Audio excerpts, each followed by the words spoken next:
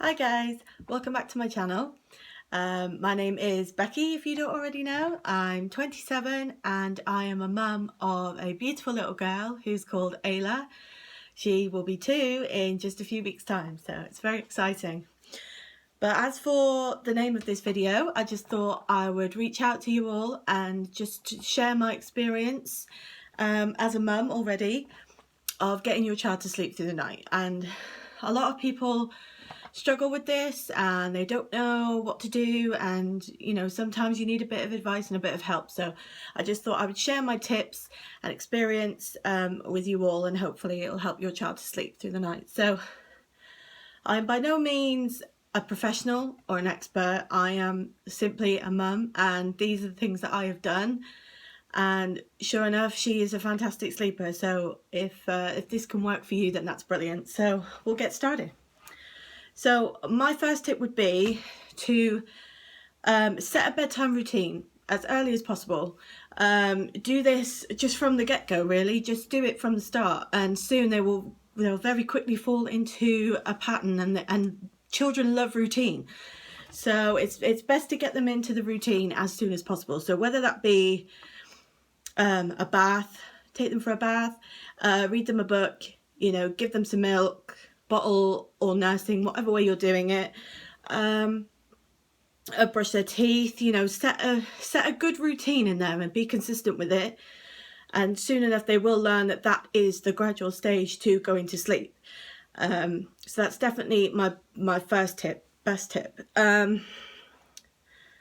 Second of all, keep everything as calm as possible. So once they've had the bath and you've got them out the bath and you're getting them all dry, put into their sleep suits and pajamas and whatever, just keep everything as calm as possible. My best advice would be not to speak to them at all. Just keep the lights down, dim, just keep everything very calm, because then that way they're going to realize that it's time to settle down and go to sleep, because you don't want to rile them up just before they go to sleep, before you put them to bed, because it's just not going to work that way. My third tip would be make sure they have had enough to eat if your child is eating, or make sure they've had enough milk, whether you are bottle feeding or breastfeeding.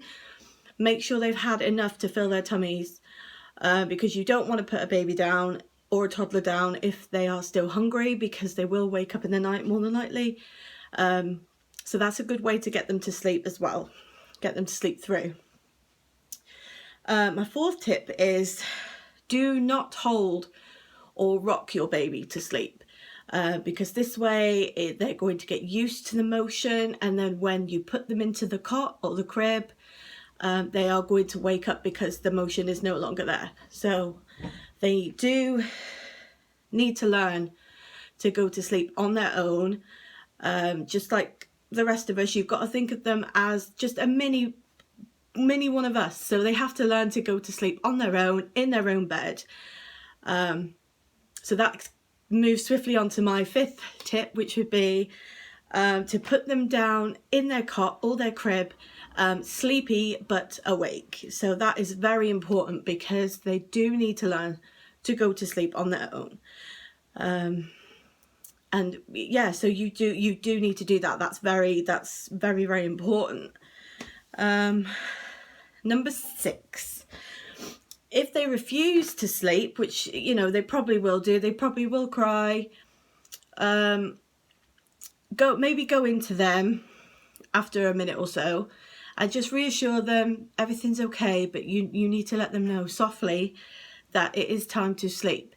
So if they have a dummy pacifier, give them that, but just reassure them that it is sleep time, and just basically do this to them and then walk right back out the room again. Okay? And if they continue to cry, just go back in every minute or so. Again, just maybe reassure them a little bit, and then just keep doing that. Just keep going in the room, reassuring them, and walking back out again. But if they're just lying there whinging, if you can tell your babies cry, can't you? So if they're just lying there whinging, then you know, maybe take longer to go back into the room because they are probably just sulking a little bit. But if they really are crying, then yeah, you don't want them to get too riled up. So just keep going in there, reassuring them, put them back down to sleep, tell them it's bedtime, and just walk back out the room. No, my tip number 7 is, by any means, do not pick them up out of their cot or crib, because that way, that's what they're going to keep crying for, because they want mummy or daddy to come in and give them a cuddle and do what it is you were doing before with them. Or you know, babies just love being with their mummy and daddy, but you know, they need to learn that it is bedtime. They have to sleep in their own bed. So basically, if they're reaching up to you, just give them a little cuddle. But if the process of crying carries on and on and on for hours and hours, just don't be tempted to pick them up. Just don't do that, because that way they're not going to learn that they've got to go to sleep on their own.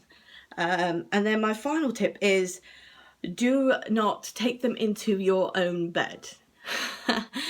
I know a lot of people struggle with this, and it's very, very tempting when it's very early in the morning, your child is crying and you just want to comfort them and you just want to sleep yourself. And I've been there, I've totally been there. But I have never brought my child into my bed with me. Not even when she was poorly did I bring her into my bed with me, because that is just making a rod for your own back, and it's just going to take so much longer to get them back into their own bed and to sleep and to stay asleep in their bed. So it's definitely not a good idea. Just try and be persistent with it.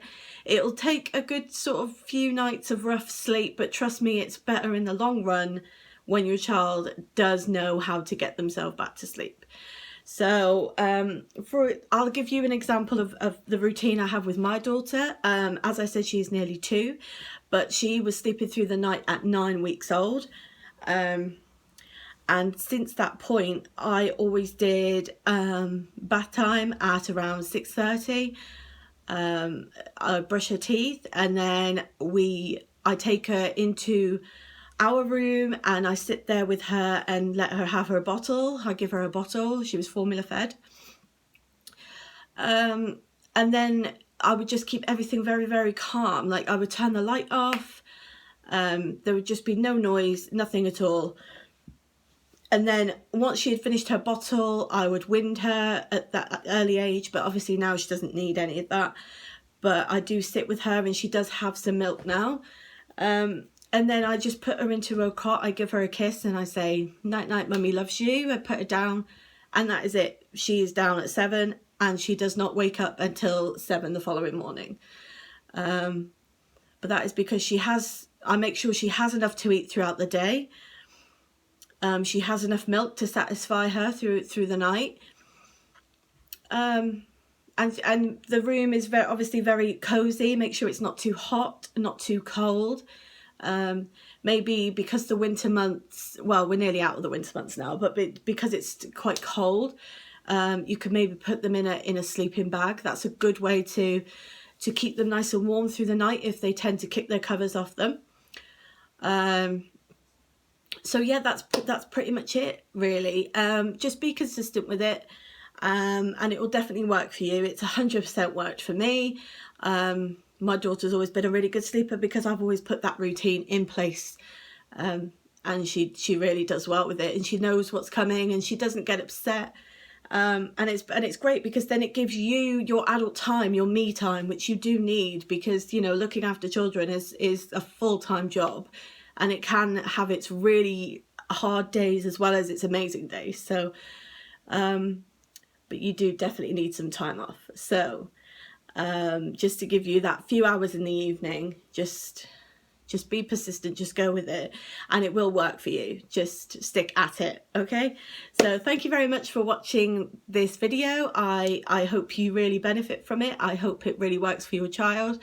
And thank you very much, and please subscribe if you haven't subscribed. I need subscribers. Thank you very much, and I'll see you next time. Bye.